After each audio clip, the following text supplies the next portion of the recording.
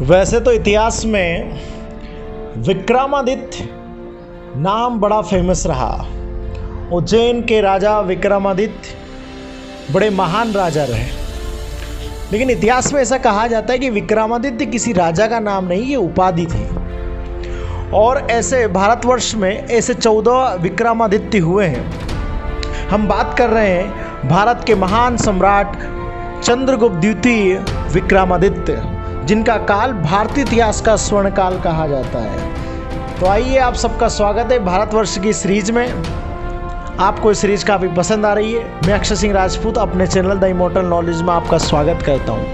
आज हम बात कर रहे हैं प्राचीन भारतीय इतिहास के उस स्वर्ण समय की, जिस समय भारत में समुद्रगुप्त महान के बेटे चंद्रगुप्त द्वितीय का शासन प्रारंभ हुआ था। ऐसा माना जाता है कि समुद्रगुप्त के 2 बेटे थे, रामगुप्त और चंद्रगुप्त द्वितीय। 375 से 380 ईस्वी में रामगुप्त ने शासन किया, लेकिन शकों के आक्रमण इतने ज़्यादा हुए कि रामगुप्त ने उनके सामने हार मान ली। और एक छोटी सी कहानी इनके बीच में आती है कि उस समय रामगुप्त की पत्नी ध्रुवा देवी बड़ी सुंदर थी। तो शकों ने उनके साथ शर्त रखी कि आपकी पत्नी हमें दे दो और हम आपको जिंदा छोड़ दें। और शायद यही हुआ, रामगुप्त ने उनकी पत्नी शकों को दे दी और रामगुप्त को छोड़ दिया गया। ये बात जब चंद्रगुप्त को पता लगी तो चंद्रगुप्त ने अपनी सेना को लेकर पहले रामगुप्त को समाप्त किया, उसके बाद शकों को पराजित किया और बाद में ध्रुवा देवी को छुड़वाया और फिर उनसे शादी की। ऐसा माना जाता है कि इतिहास में फिर वो ध्रुवा स्वामी के नाम से प्रसिद्ध हुए।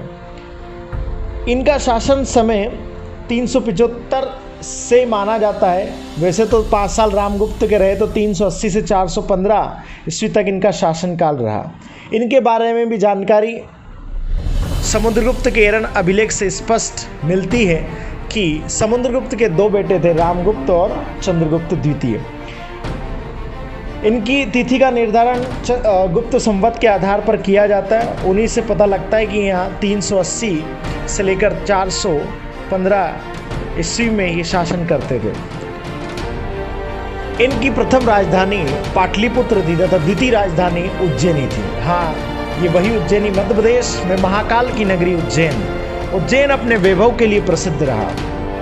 वो माना जाता है कि इनका काल स्वर्ण काल इसलिए कहा जाता है कि यह साहित्य, अर्थव्यवस्था, विज्ञान, कला के कई सारे ग्रंथ लिखे गए।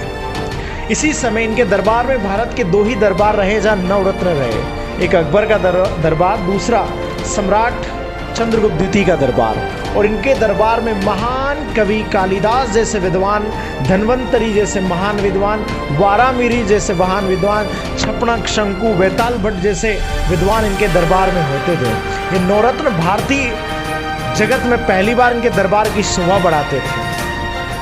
इनके शासनकाल की एक सबसे विचित्र घटना है कि प्रथम चीनी यात्री भारत आता है।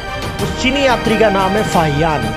जी हाँ दोस्तों, बौद्ध धर्म की शिक्षा ग्रहण करने के लिए चीन से ये अपने कई अनुयायियों के साथ भारत आता है और ये कई समय तक भारत में रुकता है।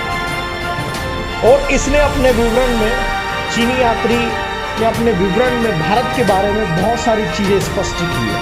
उसने यहाँ की सामाजिक धार्मिक स्थिति के बारे में स्पष्ट लिखा है। उसने कहा है कि मध्य देश का वर्णन करते हुए फाहियान ने लिखा है कि लोग राजा की भूमि जोतते हैं और लगान के रूप में उपज का कुछ अंश राजा को देते हैं और जब चाहते हैं भूमि को छोड़ देते हैं। राजा ना तो प्राण दंड देता था और ना ही शारीरिक दंड, यानी कि माना जाता भारतीय व्यवस्था में उस समय दंड नहीं दिए जाते थे। बार बार राजद्रोह करने वाले व्यक्ति का दाहिना हाथ काट दिया जाता था। फाहियान के अनुसार राजकीय अधिकारियों को नियत वेतन दिया जाता था और माना जाता है कि उस समय चांडालों के अतिरिक्त कोई जीव हिंसा नहीं कर सकता था। न मदिरापान होता था, न लहसुन प्याज खाए जाते थे।